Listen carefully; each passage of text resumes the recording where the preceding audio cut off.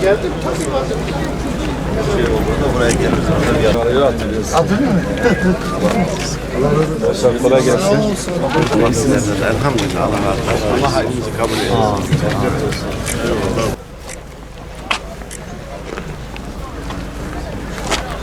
Bizim köylüler var da.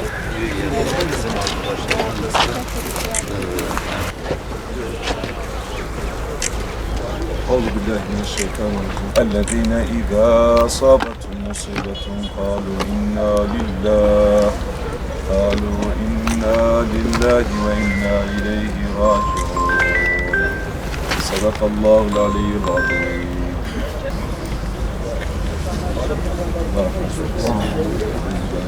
Değil misin? Kiracılık başkanı. Ha, kiracılara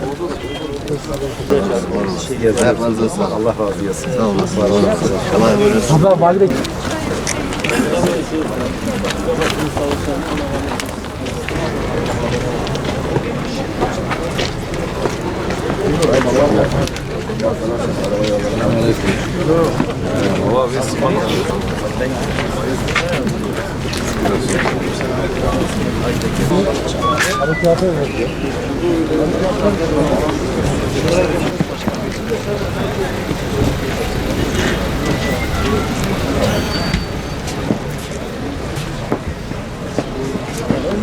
Bismillahirrahmanirrahim.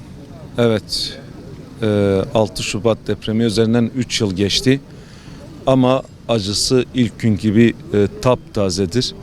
Buradaki vatandaşlarda da hepimiz yüz ifadelerinden görüyoruz. Gerçekten üzerinden yıllar geçse de acıları halen ilk gün gibi taptazedir. Ciddi bir manada memleketimiz etkilendi. 11 ilimiz direkt etkilendi. Ama dolaylı olarak Türkiye'nin tüm vicdanlı ehli etkilendi. Bundan dolayı tekrardan vefat edenlere rahmet diliyoruz. Yaralılara acil şifalar diliyoruz ve tüm yakınlarına sabırlar diliyoruz. Duamız, temennimiz bir daha böyle afetin yaşanmamasıdır. Biz buna gerçekten asrın felaketi dedik. Belki Türkiye tarihinde böyle büyük bir felaketle karşılaşmamıştık. Birbirinin yakınındaki iller genelde birbirinin yardımına koşarken ama bu felakette maalesef tüm yakın iller etkilendi. Bundan dolayı bunun afetliğini daha da büyüttü. İnşallah depremin yaraları şu an sarılıyor. O günler artık geride kalıyor. Ve acılar da hafiflenme adına biz de bugün burada geldik. Buradaki vatandaşlarımızın acısını paylaşıyoruz ve tekrardan tüm vefat edenlere rahmet, yakınlarına sabır diliyoruz. Malatya'ya geldik. Aslında depremin ilk gününden beri biz hep Malatya'ya gelip gittik. Buradaki vatandaşlarımızın yakınında yer aldık. Malatya'da dile kolay 1200 kişiden fazla insan vefat etti, vatandaşımız vefat etti. Evet, 1200 bir rakam değil, can yani. Bu kadar canlarımızı toprak altına defnettik.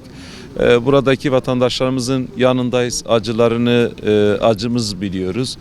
Ve şu an bu ziyareti gerçekleştireceğiz. Bugün akşama kadar inşallah acılarını paylaşma adına hem mezarlık ziyaretini gerçekleştirdik hem de yakınlarını kaybedenleri ziyaret edeceğiz. Ondan sonra bir mevlüt programı var. İnşallah oraya da katılım sağlayacağız. Konteyner kentlerde kalan vatandaşlarımız varsa onlarla ziyaret edip bu konuda onlara sunabileceğimiz biz desteğimiz veya acılarını paylaşabileceğimiz bir durum varsa inşallah yardımcı olmaya çalışacağız.